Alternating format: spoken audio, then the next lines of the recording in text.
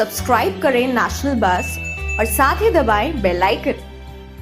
ਸਾਡੇ honourable vice chancellor ਦੇ ਖਿਲਾਫ ਸਾਰੇ ਸਟੂਡੈਂਟ ਇੱਕੋ ਹੀ ਟਾਈਮ ਤੇ ਸਾਰੇ ਸਟੂਡੈਂਟ ਸਾਰੇ ਟੀਚਰ ਸਾਰੀ ਫੈਕਲਟੀ ਕਿਉਂ ਅਗੇਂਸਟ ਹੋਈ ਆ। ਸਾਡੀ ਐਸੋਸੀਏਸ਼ਨ ਲਗਾਤਾਰ 61 ਡੇਜ਼ ਪ੍ਰੋਟੈਸਟ ਤੇ ਬੈਠੀ ਰਹੀ 100-150 ਵਿੱਚੋਂ 2-3 ਪੁਆਇੰਟਸ ਦੱਸ ਰਹੀ ਹਾਂ ਤੇ ਉਹ ਬਿਲੋਂਗ ਕਰਦੇ ਨੇ ਹੋਟਲ ਮੈਨੇਜਮੈਂਟ ਡਿਪਾਰਟਮੈਂਟ ਨੂੰ। ਉਹਨਾਂ ਨੂੰ ਇਹਨਾਂ ਨੇ ਡਾਇਰੈਕਟਰ ਸਪੋਰਟਸ ਲਗਾਤਾ। ਅਨਾਰਕੀ ਪਲੇ ਹੋ ਰਹੀ ਹੈ ਤਾਂ ਸਾਨੂੰ ਸਾਰਿਆਂ ਨੂੰ ਲੱਗਦਾ ਕਿ ਕੁਛ ਨਾ ਕੁਛ ਇਨ ਆਪੋਜੀਸ਼ਨ ਆਫ ਦਿਸ ਜਜਮੈਂਟ ਉਹ ਜ਼ਰੂਰ ਕਰਨਗੇ। ਸਾਰੇ ਦਰਸ਼ਕਾਂ ਦਾ ਸਵਾਗਤ ਹੈ। ਵਾਈਸ ਚਾਂਸਲਰ ਪੰਜਾਬ ਯੂਨੀਵਰਸਿਟੀ ਦੇ ਵਿਵਾਦਾਂ 'ਚ ਘਿਰੇ ਹੋਏ ਨੇ, ਇੱਕ ਤੋਂ ਬਾਅਦ ਇੱਕ ਵਿਵਾਦ। ਪਹਿਲਾਂ ਸੈਨੇਟ ਦੀ ਇਲੈਕਸ਼ਨ ਨਹੀਂ ਕਰਾਈ, ਸਿੰਡੀਕੇਟ ਦੀ ਇਲੈਕਸ਼ਨ ਨਹੀਂ ਕਰਾਈ। ਉਹਦਾ ਕੱਲ੍ਹ ਸ਼ਾਮ ਨੂੰ ਉਹਨਾਂ ਨੂੰ ਝਟਕਾ ਲੱਗਿਆ। ਝਟਕਾ ਸਿਰਫ ਉਹਨਾਂ ਨੂੰ ਨਹੀਂ ਲੱਗਿਆ, ਉਹਨਾਂ ਨੇ ਜੋ ਬੇਇੱਜ਼ਤੀ ਕਰਾਈ ਹੈ, ਸਿੰਪਲ ਲੈਂਗੁਏਜ 'ਚ ਕਹੀਏ, ਵਾਈਸ ਚਾਂਸਲਰ ਦੇ ਪਦ ਦੀ, ਵਾਈਸ ਚਾਂਸਲਰ ਦੀ ਕੁਰਸੀ ਦੀ, ਉਹ ਜ਼ਿਆਦਾ ਵੱਡੀ ਹੈ।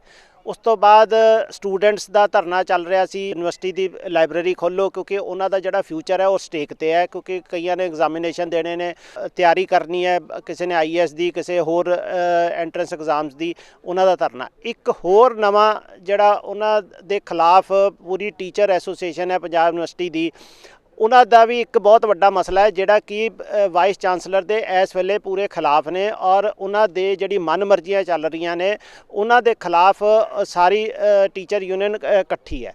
ਸਾਡੇ ਨਾਲ ਵਾਈਸ ਪ੍ਰੈਜ਼ੀਡੈਂਟ ਨੇ ਟੀਚਰ ਐਸੋਸੀਏਸ਼ਨ ਦੇ, ਉਹਨਾਂ ਨਾਲ ਗੱਲਬਾਤ ਕਰਦੇ ਹਾਂ ਵੀ ਕੀ ਐਸੇ ਮਸਲੇ ਨੇ ਜਿਹੜੇ ਕਿ ਸਾਰੇ ਟੀਚਰਸ ਵੀ ਖਿਲਾਫ ਨੇ, ਸਟੂਡੈਂਟਸ ਵੀ ਖਿਲਾਫ ਨੇ ਵਾਈਸ ਚਾਂਸਲਰ ਦੇ।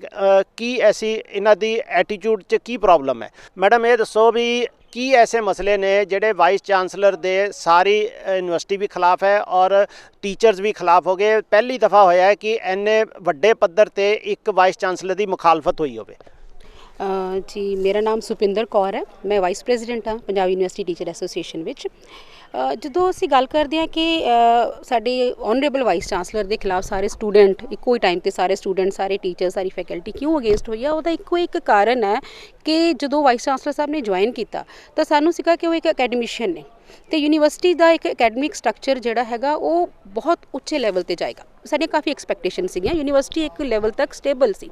ਤੇ ਜਦੋਂ ਅਸੀਂ ਉਹਨਾਂ ਨਾਲ ਬਿਗਨਿੰਗ ਤੋਂ ਹੀ ਜਦੋਂ ਵੀ ਅਸੀਂ ਅਕੈਡਮਿਕਸ ਦੀ ਗੱਲ ਕੀਤੀ ਹੈ, ਅਕੈਡਮਿਕਸ ਨੂੰ ਰੇਜ਼ ਕਰਨ ਦੀ ਗੱਲ ਕੀਤੀ ਹੈ, ਉਹਨਾਂ ਦਾ ਹੁੰਗਾਰਾ ਚੰਗਾ ਰਿਹਾ ਬਟ ਉਹਦੀ ਇੰਪਲੀਮੈਂਟੇਸ਼ਨ ਕਦੇ ਵੀ ਨਹੀਂ ਹੋਈ।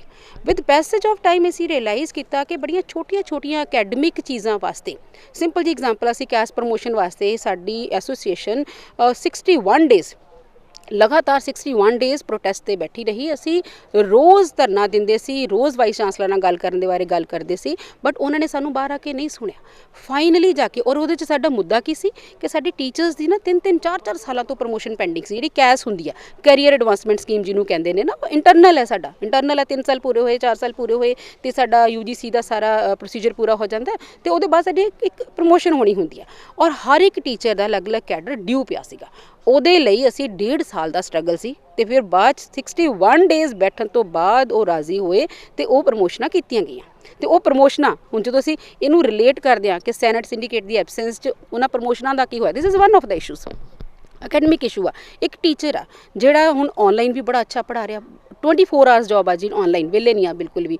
ਆਫਲਾਈਨ ਵੀ ਉਹਦੀ ਬੜੀ ਜ਼ਿਆਦਾ ਰਿਸਰਚ ਦੀ ਵੀ ਸਟਰਗਲ ਹੈਗੀ ਆ, ਉਹਦੀ ਅਕੈਡਮਿਕਸ ਦੀ ਵੀ ਸਟਰਗਲ ਹੈਗੀ ਆ, ਪਰ ਉਹਨੂੰ ਅਗਰ ਟਾਈਮ ਤੇ ਉਹਨੂੰ ਪ੍ਰਮੋਸ਼ਨ ਨਹੀਂ ਮਿਲੇਗਾ, ਉਹਦਾ ਡਿਊ ਨਹੀਂ ਮਿਲੇਗਾ, ਸੈਲਰੀ ਉਹਦਾ ਸਕੇਲ ਨਹੀਂ ਵਧੇਗਾ ਕਿਉਂਕਿ ਮਹਿੰਗਾਈ ਵੱਧ ਰਹੀ ਹੈ, ਟੈਕਸ ਕਿੰਨੇ ਵੱਧ ਰਹੇ ਨੇ, ਤਾਂ ਉਹਦਾ ਇੱਕ ਮੋਰਲ ਡਾਊਨ ਹੁੰਦਾ।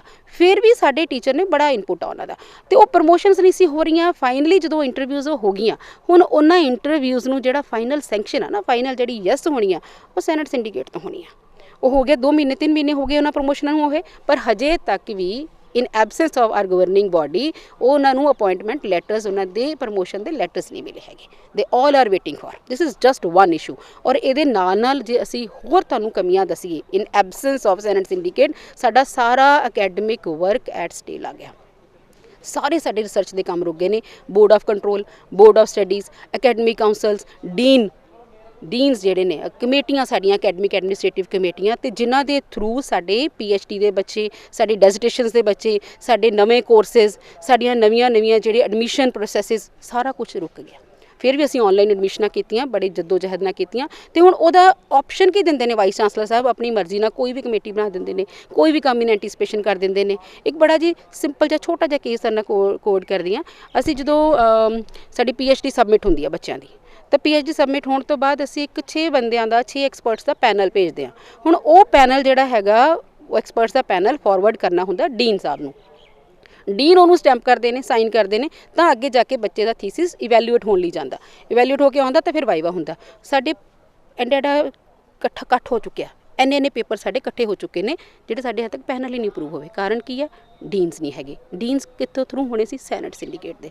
ਔਰ ਇੱਕ ਡਿਪਾਰਟਮੈਂਟ ਦਾ ਕੇਸ ਨਹੀਂ ਆ, it is in every department. ਬੱਚਿਆਂ ਦੇ ਸਨੋਪਸਿਸ ਐਕਸਟੈਂਸ਼ਨਸ, ਬੱਚਿਆਂ ਦੀਆਂ PhD ਐਕਸਟੈਂਸ਼ਨ, ਬੱਚਿਆਂ ਦੀ ਰਿਸਰਚ ਦੇ ਤੁਸੀਂ ਦੇਖਿਆ ਸਾਡੇ ਰਿਸਰਚ ਸਕਾਲਰ ਵੀ ਕਿੰਨਾ ਸਫਰ ਕੀਤੇ ਨੇ। This is not the single thing. ਇਹ ਸਾਰਾ ਕਿਉਂ ਹੈ? ਸੈਨੇਟ ਸਿੰਡੀਕੇਟ ਦੀ ਐਬਸੈਂਸ ਕਰਕੇ। ਤੀਸਰਾ ਪੁਆਇੰਟ ਤੁਹਾਨੂੰ 100-150 ਵਿੱਚੋਂ 2-3 ਪੁਆਇੰਟਸ ਦੱਸ ਰਹੀ ਹਾਂ। ਤੀਸਰਾ ਪੁਆਇੰਟ ਸਾਡੀਆਂ ਬੜੀਆਂ ਅੱਛੀਆਂ ਕੀ ਪੋਸਟ ਨੇ ਯੂਨੀਵਰਸਿਟੀ ਦੀਆਂ, registrar, post of registrar, post of director sports, post of ਤੁਹਾਨੂੰ ਬੜੀਆਂ ਅੱਛੀਆਂ ਸਾਡੀਆਂ ਪੋਸਟ ਜਿਹੜੀਆਂ ਕਿ ਪ੍ਰੋਪਰ ਸੀਨੀਅਰਿਟੀ ਬੇਸ ਹੋਣੀਆਂ ਚਾਹੀਦੀਆਂ ਨੇ। ਅਸੀਂ ਉਹਨਾਂ ਲਈ ਵੀ ਫਾਈਟ ਕੀਤੀ ਤੇ ਕੁਝ ਪੋਸਟ ਅਸੀਂ ਸੀਨੀਅਰਿਟੀ ਵਾਈਜ਼ ਅਟੇਨ ਵੀ ਕੀਤੀਆਂ। ਰਜਿਸਟਰਾਰ ਸਾਹਿਬ ਦੀ ਪੋਸਟ ਅਜੇ ਤੱਕ ਟੈਂਪਰੇਰੀ ਬੇਸਿਸ ਹੈ। ਰੀਸੈਂਟਲੀ ਇਹਨਾਂ ਨੇ ਕੀ ਕੀਤਾ ਕਿ ਬੜੇ ਹੀ ਸਾਡੇ ਜੂਨੀਅਰ ਪ੍ਰੋਫੈਸਰ ਨੇ, ਸਾਡੇ ਆਪਣੇ ਫੈਕਲਟੀ ਮੈਂਬਰ ਨੇ, ਪੁੱਟਾ ਮੈਂਬਰ ਨੇ, ਡਿਊ ਰਿਗਾਰਡਸ, ਤੇ ਉਹ ਬਿਲੋਂਗ ਕਰਦੇ ਨੇ ਹੋਟਲ ਮੈਨੇਜਮੈਂਟ ਡਿਪਾਰਟਮੈਂਟ ਨੂੰ। ਉਹਨਾਂ ਨੂੰ ਇਹਨਾਂ ਨੇ ਡਾਇਰੈਕਟਰ ਸਪੋਰਟਸ ਲਗਾਤਾ। ਦੇਖੋ ਜੀ, ਸਾਨੂੰ ਐਜ਼ ਫੈਕਲਟੀ ਸਾਡੀ ਉਹਨਾਂ ਨਾਲ ਕੋਈ ਗਰਜ ਥੋੜੀ ਆ, ਉਹ ਸਾਡੇ ਪੁੱਟਾਂ ਦੇ ਮੈਂਬਰ ਨੇ। ਬਟ ਇੱਕ ਜਿਹੜੇ ਐਕਸਪਰਟਾਈਜ਼ਸ ਹੁੰਦੀਆਂ ਨੇ, ਪਹਿਲੀ ਗੱਲ ਤਾਂ ਉਹ ਅਪਾਇੰਟਮੈਂਟ ਕਰ ਹੀ ਨਹੀਂ ਸਕਦੇ in anticipation of senate syndicate ਦਾ ਪ੍ਰੈਰੋਗੇਟਿਵ ਹੈ। ਹੀ ਡਿਡ ਇਟ ਆਪਣੇ ਆਪ ਹੀ ਕੀਤਾ। ਕਦੋਂ ਕੀਤਾ? ਉਹ ਡਾਇਰੈਕਟਲੀ ਜੁਆਇਨ ਕਰਨ ਲਈ ਪਹੁੰਚੇ ਨੇ ਤਾਂ ਡਿਪਾਰਟਮੈਂਟ ਦੇ ਸੀਨੀਅਰ ਪ੍ਰੋਫੈਸਰਸ ਨੂੰ ਪਤਾ ਚੱਲਿਆ ਕਿ ਫਿਜ਼ੀਕਲ ਐਜੂਕੇਸ਼ਨ ਸਪੋਰਟਸ ਦੇ ਸੀਨੀਅਰ ਪ੍ਰੋਫੈਸਰਸ ਬੈਠੇ ਨੇ ਉੱਤੇ, who could have been appointed. But ਉਹਨਾਂ ਨੂੰ ਇਗਨੋਰ ਕਰਕੇ ਇੱਕ ਬਿਲਕੁਲ ਹੀ ਏਲੀਅਨ ਟੂ ਡਿਪਾਰਟਮੈਂਟ ਬੰਦਾ ਜਾ ਕੇ ਜੁਆਇਨ ਕਰ ਰਿਹਾ ਡਾਇਰੈਕਟਰ ਸਪੋਰਟਸ, ਜਿਹੜੀ ਕਿ ਬਹੁਤ ਹੀ colleges, departments, universities nationally internationally ਉਸ ਪੋਸਟ ਨਾਲ ਰਿਲੇਟਡ ਨੇ। ਤੇ ਇੱਕ ਨੌਨ ਐਕਸਪਰਟ ਬੰਦਾ ਉਹਨੂੰ ਕਿੱਦਾਂ ਹੋਲਡ ਕਰੇਗਾ? ਤੇ ਇਹ ਮਨਮਰਜ਼ੀ ਆ। ਤੇ ਜਿਹੜਾ ਕੱਲ ਸਾਡੀ ਜਜਮੈਂਟ ਆਈ ਆ, ਸਾਡੇ ਜੱਜ ਸਾਹਿਬ ਫਤਿਹਦੀਪ ਸਿੰਘ ਜੀ ਨੇ ਬੜਾ ਬਿਊਟੀਫੁਲੀ ਲਿਖਿਆ ਕਿ ਅਨਾਰਕੀ ਪਲੇ ਹੋ ਰਹੀ ਹੈ। ਤਾਂ this is one men's show. ਕੁਝ ਕਿਸੇ ਨੂੰ ਵੀ ਚੁੱਕ ਕੇ ਇੱਧਰ ਕਰ ਲੈਂਦੇ ਨੇ, ਕਿਸੇ ਨੂੰ ਵੀ ਚੁੱਕ ਕੇ ਉੱਤੇ ਕਰ ਲੈਂਦੇ ਨੇ। ਕਾਰਨ ਕੀ ਹੈ? ਸੈਨੇਟ ਸਿੰਡੀਕੇਟ ਉਹਨਾਂ ਨੇ ਨਹੀਂ ਕੀਤੀ ਤਾਂ ਕਿ ਉਹਨਾਂ ਨੂੰ ਉਹ 90 ਬੰਦਿਆਂ ਦੀ ਜਿਹੜੀ ਇੱਕ ਡੈਮੋਕ੍ਰੇਟਿਕ ਮੈਜੋਰਿਟੀ ਸੀ ਉਹਨੂੰ ਇਗਨੋਰ ਕਰ ਸਕਣ ਈਜ਼ੀਲੀ। ਵੈਸੇ ਵੀ ਜਦੋਂ ਇਨ ਐਗਜ਼ਿਸਟੈਂਸ ਸੀਗੀ, ਹਾਰਡਲੀ ਉਹ ਕੋਈ ਮੀਟਿੰਗ ਕਾਲ ਕਰਦੇ ਸੀ ਸੈਨੇਟ ਸਿੰਡੀਕੇਟ ਦੀ। ਹੀ ਯੂਜਲੀ ਅਵੋਇਡ ਕਰਦੇ ਸੀ ਕਿ ਮੀਟਿੰਗ ਨਾ ਕਰਨੀ ਪੈ ਜੇ, ਉਹਨਾਂ ਦੀ ਸਲਾਹ ਨਾ ਲੈਣੀ ਪੈ ਜੇ। ਬੋਰਡ ਆਫ ਫਾਈਨਾਂਸ ਆਨਲਾਈਨ ਰੱਖਤੀ, ਸਾਰਿਆਂ ਨੇ ਅਪੋਜ਼ ਕੀਤਾ ਕਿ ਹੁਣ ਤਾਂ ਖੁੱਲ੍ਹ ਗਏ ਨੇ ਇੰਸਟੀਟਿਊਸ਼ਨਸ, ਤੁਸੀਂ ਇਹਨੂੰ ਆਫਲਾਈਨ ਰੱਖੋ। ਕਈ ਸੀਨੀਅਰ ਮੈਂਬਰਸ ਨੇ ਚਿੱਠੀਆਂ ਪਾਈਆਂ ਕਿ ਅਸੀਂ ਆਫਲਾਈਨ ਆਉਣ ਲਈ ਤਿਆਰ ਹੈਗੇ ਹਾਂ। ਬੋਰਡ ਆਫ ਫਾਈਨਾਂਸ ਸਾਡਾ ਬਜਟ ਅਪਰੂਵ ਹੋਣਾ ਸੀ, ਜਿਹੜਾ ਕਿ ਉਹਦੀ ਵੀ ਟਰਮ ਨਿਕਲ ਗਈ ਹੈਗੀ, ਉਹ ਵੀ ਨਿਕਲ ਗਿਆ ਵਿੱਚ। ਬੜੇ ਸਾਰੇ ਸਾਡੇ ਇਸ਼ੂਜ਼ ਜਿਹੜੇ ਫਾਈਨਾਂਸ ਦੇ ਬੇਸਡ ਨੇ ਉਹ ਸਾਡੇ ਹੱਥੋਂ ਖੁੱਸ ਗਿਆ। ਕਾਰਨ ਕੀ? Absence of governing body. ਹੁਣ ਵੀ ਜਦੋਂ ਉਹਨਾਂ ਨੂੰ 2 ਮਹੀਨੇ ਸਟ੍ਰਿਕਟਲੀ ਡਾਇਰੈਕਸ਼ਨਸ ਨੇ ਕਿ 2 ਮਹੀਨੇ ਦੇ ਵਿੱਚ ਸੈਨੇਟ ਇਲੈਕਸ਼ਨ ਹੋਣੀ ਚਾਹੀਦੀ ਆ, ਪਰ ਕੱਲ ਤੋਂ ਲੈ ਕੇ ਅੱਜ ਤੱਕ 24 ਘੰਟੇ ਹੋ ਗਏ ਜਜਮੈਂਟ ਆਈ ਨੂੰ, ਉਹਨਾਂ ਵੱਲੋਂ ਕੋਈ ਐਸ ਸੱਚ ਕੋਈ ਸਟੇਟਮੈਂਟ ਨਹੀਂ ਹਜੇ ਤੱਕ। ਨਹੀਂ ਤਾਂ ਉਹਨਾਂ ਨੂੰ ਬੜਾ ਹਰਡਲੀ ਇਹ ਪ੍ਰੋਸੈਸ ਸ਼ੁਰੂ ਕਰ ਦੇਣਾ ਚਾਹੀਦਾ। ਉਹਨਾਂ ਕੋਲ ਹੁਣ ਕੋਈ ਐਕਸਕਿਊਜ਼ ਨਹੀਂ ਬਚਿਆ।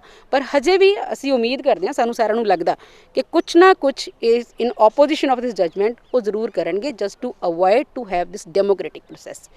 ਇਸ ਟਾਈਮ ਯੂਨੀਵਰਸਿਟੀ 'ਚ ਸਿਰਫ ਇੱਕੋ ਡੈਮੋਕ੍ਰੈਟਿਕ ਬਾਡੀ ਹੈ, ਪੁੱਟਾ ਦੀ ਇਲੈਕਸ਼ਨ ਵਿੱਚ ਅਸੀਂ ਬੜੀ ਜਹਿਦ ਨਾਲ ਕੀਤੀ। ਤੁਸੀਂ ਨਿਊਜ਼ ਦੇਖਿਆ ਹੋਣੀ, ਤੁਸੀਂ ਤਾਂ ਸਾਰਾ ਕਵਰ ਕਰਦੇ ਹੋ ਮੀਡੀਆ 'ਚ। ਬਹੁਤ ਹੀ ਸਟਰਗਲ ਨਾਲ ਪੁੱਟਾ ਵੀ ਅਵੋਇਡ ਕਰਨਾ ਚਾਹੁੰਦੇ ਸੀ, ਆਪਣੀ ਪੁੱਟਾ ਬਣਾ ਰਹੇ ਸੀਗੇ, but somehow we could succeed. ਤੇ ਉਸੇ ਤਰ੍ਹਾਂ ਜਿਸ ਦਿਨ ਦੀ ਪੁੱਟਾ ਬਣੀ ਹੈ, ਜਿੱਦਾਂ ਨੌਰਾ ਸਾਹਿਬ ਨੇ ਕਿਹਾ, ਅਮਰਿਤਿੰਦਰ ਜੀ ਨੇ ਕਿਹਾ, ਉਸੇ ਦਿਨ ਤੋਂ ਸਾਡਾ ਇਹੀ ਚੱਲ ਰਿਹਾ ਕਿ ਇੱਕ ਜਿਹੜੀ ਬਹੁਤ ਹੀ ਇੱਕ ਇਨਹੈਰੀਟਡ ਹੈਰੀਟੇਜ ਸਾਡੀ ਇੱਕ ਸੈਨੇਟ ਸਿੰਡੀਕੇਟ ਦਾ ਪ੍ਰੋਸੈਸ ਹੈ, ਬਾਡੀ ਹੈ, ਗਵਰਨਿੰਗ ਤੇ ਡੈਮੋਕ੍ਰੈਟਿਕ ਬਾਡੀ ਆ, ਉਹਨੂੰ ਇਗਨੋਰ ਨਹੀਂ ਕਰ ਸਕਦੇ। ਉਹਦੀ ਐਬਸੈਂਸ ਯੂਨੀਵਰਸਿਟੀ ਦੀਆਂ ਰੂਟਸ ਨੂੰ ਘੁਣ ਲਾ ਰਹੀ ਹੈ, ਯੂਨੀਵਰਸਿਟੀ ਨੂੰ ਬਹੁਤ ਲਾਸ ਹੋ ਰਿਹਾ। ਇਸ ਕਰਕੇ ਬਹੁਤ ਜਲਦੀ ਸੈਨੇਟ ਸਿੰਡੀਕੇਟ ਦਾ ਬਣਨਾ ਜ਼ਰੂਰੀ ਹੈ। ਜਿਸ ਤਰ੍ਹਾਂ ਮੈਡਮ ਨੇ ਗੱਲ ਕਹੀ ਹੈ ਕਿ ਕਿਸ ਤਰੀਕੇ ਵਾਈਸ ਚਾਂਸਲਰ ਪੰਜਾਬ ਯੂਨੀਵਰਸਿਟੀ ਦਾ ਪੁੱਟਾ ਨੂੰ ਡਿਮੋਲਿਸ਼ ਕਰਨਾ ਚਾਹ ਰਿਹਾ ਸੀ ਔਰ ਸੈਨੇਟ ਸਿੰਡੀਕੇਟ ਨੂੰ ਡਿਮੋਲਿਸ਼ ਕਰਨਾ ਚਾਹ ਰਿਹਾ ਸੀ, ਬੱਚਿਆਂ ਦਾ ਕੈਰੀਅਰ ਜਿਹੜਾ ਹੈ ਉਹ ਖ਼ਰਾਬ ਕਰ ਰਿਹਾ ਸੀ। ਉਹ ਜਿਸ ਤਰ੍ਹਾਂ ਮੈਡਮ ਨੇ ਗੱਲ ਕਹੀ ਔਰ ਸਟੂਡੈਂਟਸ ਨੇ ਵੀ ਪਹਿਲਾਂ ਗੱਲ ਕਹੀ ਕਿ ਸਾਡਾ ਭਵਿੱਖ ਜਿਹੜਾ ਹੈ ਉਹ ਸਾਰਾ ਸਟੇਕ 'ਤੇ ਹੈ। ਔਰ PhD ਦੀਆਂ ਜਿਹੜੀਆਂ ਉਹਨਾਂ ਨੇ ਆਪਣੀਆਂ ਅਪਰੂਵਲਸ ਕਰਾਉਣੀਆਂ ਨੇ, ਉਹਨਾਂ ਨੇ ਡਿਗਰੀਜ਼ ਲੈਣੀਆਂ, ਅੱਗੇ ਨੌਕਰੀਆਂ, ਸਾਰਾ ਪ੍ਰੋਸੈਸ ਸਟੈਂਡ ਸਟਿਲ ਕਰਤਾ ਸਿਰਫ ਔਰ ਸਿਰਫ ਆਪਣਾ ਏਜੰਡਾ ਵਧਾਉਣ ਲਈ। ਇਹ ਹੁਣ ਆਉਣ ਵਾਲਾ ਵਕਤ ਦੱਸੇਗਾ ਕਿ ਜਿਸ ਤਰ੍ਹਾਂ ਇਹਨਾਂ ਨੇ ਸ਼ੰਕਾ ਜ਼ਾਹਿਰ ਕੀਤੀ ਹੈ ਬਈ ਕਿਆ ਵਾਈਸ ਚਾਂਸਲਰ ਹੁਣ ਅੱਗੇ ਹੋਰ ਕੀ ਸਟੈਪ ਲੈਂਦਾ ਹੈ ਔਰ ਕੀ ਹੋਰ ਅੜਚਨਾ ਪਾਉਣ ਦੀ ਕੋਸ਼ਿਸ਼ ਕਰਦਾ ਹੈ ਜਾਂ ਉਹ ਸਿੱਧਾ ਹਾਈ ਕੋਰਟ ਦਾ ਆਰਡਰ ਮੰਨ ਕੇ ਇਲੈਕਸ਼ਨਾਂ ਕਰਾਉਂਦਾ। ਇਹ ਹੁਣ ਆਉਣ ਵਾਲਾ ਵਕਤ ਦੱਸੇਗਾ। ਪਰ ਇਹ ਸਾਰਾ ਕੁਝ ਬੜਾ ਹੀ ਮੰਦਭਾਗਾ ਹੈ ਔਰ ਬੜੀ ਟੈਨਸ਼ਨ ਵਾਲੀ ਗੱਲ ਹੈ ਕਿ ਬੱਚਿਆਂ ਵਾਸਤੇ ਵੀ ਟੀਚਰਸ ਵਾਸਤੇ ਵੀ ਸਾਰਾ ਦਾ ਮੋਰਾਲ ਬੜਾ ਡਾਊਨ ਹੋ ਰਿਹਾ ਹੈ ਔਰ ਉਹ ਤੁਸੀਂ ਦੇਖ ਵੀ ਸਕਦੇ ਹੋ ਗੱਲਬਾਤ ਤੋਂ ਵੀ ਇਹਨਾਂ ਦੇ ਲੱਗ ਰਿਹਾ ਵੀ ਸਾਰੇ ਟੀਚਰਸ ਦਾ ਮੋਰਾਲ ਬੜਾ ਡਾਊਨ ਹੈ ਕਿਉਂਕਿ ਟੀਚਰ ਬੱਚਿਆਂ ਨੂੰ ਪੜ੍ਹਾਉਣ ਨੂੰ ਤਿਆਰ ਹੈ, ਬੱਚੇ ਟੀਚਰਸ ਤੋਂ ਪੜ੍ਹਨ ਨੂੰ ਤਿਆਰ ਹੈ, ਲੇਕਿਨ ਵਾਈਸ ਚਾਂਸਲਰ ਇੱਕ ਆਪਣੀ ਈਗੋ ਆਪਣਾ ਏਜੰਡਾ ਕੀ ਉਹ ਏਜੰਡਾ ਲੈ ਕੇ ਆਏ ਨੇ ਉਹ ਉਹੀ ਦੱਸ ਸਕਦੇ ਨੇ। ਉਹ ਆਪਣਾ ਏਜੰਡਾ ਅੱਗੇ ਵਧਾਉਣਾ ਚਾਹੁੰਦੇ ਨੇ ਔਰ ਯੂਨੀਵਰਸਿਟੀ ਨੂੰ ਪੰਜਾਬ ਯੂਨੀਵਰਸਿਟੀ ਨੂੰ ਕਲੈਪਸ ਕਰਨਾ ਚਾਹੁੰਦੇ ਨੇ। ਅੱਜ ਦੀ ਸਾਨੂੰ ਜਿਸ ਤਰ੍ਹਾਂ ਹਾਈ ਕੋਰਟ ਦਾ ਆਰਡਰ ਹੈ, ਬੱਚਿਆਂ ਨਾਲ ਗੱਲਬਾਤ ਹੋਈ ਹੈ, ਟੀਚਰਸ ਨਾਲ ਗੱਲਬਾਤ ਹੋਈ ਹੈ, ਇਸ ਤੋਂ ਇਹੀ ਲੱਗਦਾ ਹੈ। ਬਾਕੀ ਹੁਣ ਆਉਣ ਵਾਲਾ ਵਕਤ ਦੱਸੇਗਾ ਕਿ ਵਾਈਸ ਚਾਂਸਲਰ ਇਸ ਮੁੱਦੇ ਤੇ ਕੀ ਸਟੈਪ ਲੈਂਦੇ ਨੇ ਔਰ ਕਦ ਤੱਕ ਸੈਨੇਟ ਔਰ ਸਿੰਡੀਕੇਟ ਦੀ ਇਲੈਕਸ਼ਨ ਕਰਾਉਂਦੇ ਨੇ। ਸਾਰੇ ਦਰਸ਼ਕਾਂ ਦਾ ਬਹੁਤ ਬਹੁਤ ਧੰਨਵਾਦ ਸਾਡੇ ਨਾਲ ਜੁੜਨ ਦਾ। नेशनल बस पर लेटेस्ट न्यूज और एंटरटेनमेंट वीडियोस देखने के लिए सब्सक्राइब करें, लाइक करें, कमेंट करें और शेयर करें। Thanks for watching.